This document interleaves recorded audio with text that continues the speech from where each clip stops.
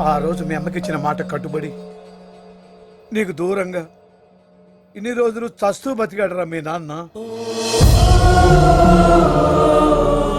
ఇన్నాళ్ళు నువ్వు ఏ లోటు లేకుండా పెరిగావంటే దానికి కారణం నేను కాదురా, మీ నాన్న. ఇప్పుడు కూడా నేను కళ్ళకెదురుగా పెట్టుకుని నీ ముందుకు రాలేకపోతున్నాడు రా మీ నాన్న.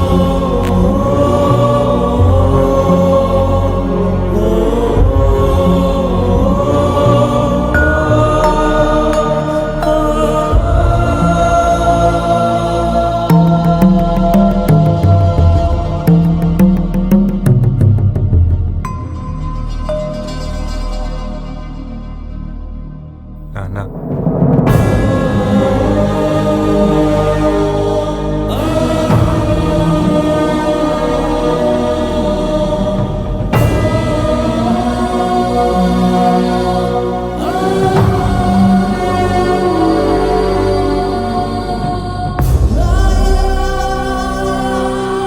అయ్యా ఒక్కసారి బయటికి రండి అయ్యా.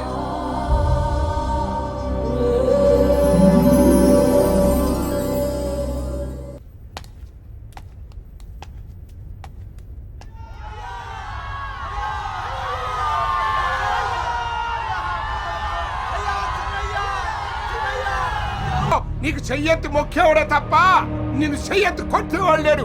అందుకే పర్రాష్ట్ర నుంచి జనాన్ని తెప్పించా. ఏయ్ శివయ్య తల్లరికి నా కాళ్ళ దగ్గర పడేసిన వాడికి తల తిరిగే బహుమానం ఇస్తా. వెళ్ళండ్రా.